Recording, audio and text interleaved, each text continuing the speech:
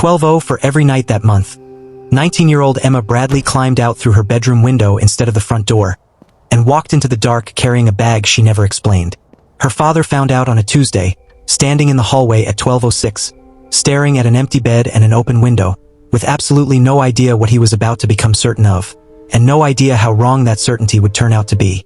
Tom Bradley didn't wake his wife. He didn't call out.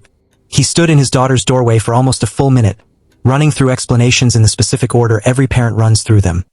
She couldn't sleep. She went to a friend's. She's fine, she's fine, she's fine.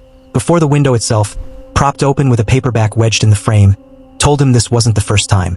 He checked her closet. A duffel bag was gone from the shelf where it always sat.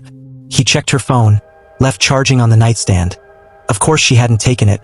She wasn't stupid, and that thought alone made his stomach drop harder than anything else so far. He didn't follow her that night. He told himself he was overreacting, that 19-year-olds occasionally do reckless, ordinary things, and that showing up in the dark like some kind of paranoid stakeout would only humiliate them both if it turned out to be nothing. It happened again 2 nights later, and 2 nights after that. Always past midnight. Always the window, never the door.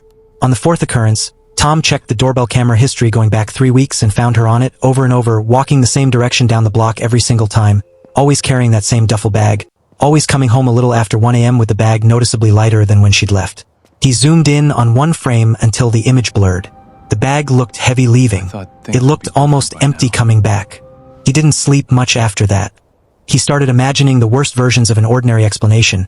Drugs going somewhere, drugs coming from somewhere, a boyfriend twice her age, something he had absolutely no evidence for and couldn't stop constructing anyway, brick by brick at 3 in the morning. His wife noticed him distracted at dinner one night and asked what was wrong. He almost told her. Instead he said he was just tired and hated himself a little for the lie. He found a text on the family tablet Emma sometimes forgot to log out of, one line, from a contact saved only as R. Sent 2 days earlier. Same spot, usual time. Bring extra if you can. Bring extra of what? Same spot as what? Tom read it 11 times and it got worse each time, not better. If you think there's a specific kind of fear that only comes from loving someone enough to imagine every terrible possibility before you've earned the right to ask them directly, hit like right now, because Tom was 3 days away from following his daughter into the dark, and what he found was going to rearrange every assumption he'd built at 3 in the morning. He almost asked her outright that Friday. He stood in the kitchen doorway, rehearsing the words, and then watched her laugh at something her mother said, so completely, unmistakably herself, that his nerve failed him entirely. He told himself he was being paranoid. He told himself good kids don't announce secrets over family dinner, and that didn't mean anything was actually wrong. He almost believed it. For about 6 hours, he almost believed it. That Friday night at 12:04, the window opened again, and this time Tom was already dressed, waiting in the dark of his own living room. He gave her a 2-minute head start, the way he imagined people did in movies, and then stepped out into the cold behind her. He lost her within 4 blocks. She turned a corner he didn't expect, and for almost 10 full minutes, Tom stood on an unfamiliar street at 12:15 in the morning with no idea which direction his 19-year-old daughter had gone, his pulse louder in his ears than any sound on the empty road around him.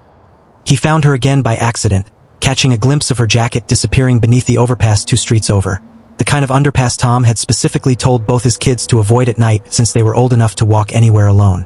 His stomach turned over completely. Whatever this was, it had led his daughter directly into the one place in their entire neighborhood he'd spent years warning her about. He stayed back in the shadows at the top of the embankment, close enough to see, too far to hear clearly. Emma crouched down near a shape huddled against the concrete support. A person, wrapped in blankets, motionless until she got close enough that the shape shifted and sat up. Tom's whole body went cold. His daughter was alone. At night, under a bridge, crouched directly in front of a stranger he couldn't see clearly enough to judge as safe or dangerous. Every single instinct in him screamed to close the distance immediately. He didn't move. Not yet. He needed to see more before he did something that couldn't be undone. She stayed almost 20 minutes. Tom watched the shape of her unpack something from the duffel bag. He still couldn't tell what, hand it over, and then simply sit down on the concrete beside the stranger like it was the most ordinary thing in the world to do at midnight under a highway overpass. He heard fragments of laughter carried on the wind. Actual laughter. From his daughter. Sitting beside a man Tom still couldn't identify as anything other than a threat he hadn't yet understood. He followed her 2 more nights after that instead of confronting her immediately, telling himself uncomfortably that he needed to understand the full pattern before he did anything that might make her stop trusting him enough to ever explain it herself. Both nights were nearly identical. The bag, the overpass, the 20 minutes. The walk home alone through streets Tom now silently shadowed every single step of. Close enough to intervene if anything went wrong. Far enough to stay a secret a while longer.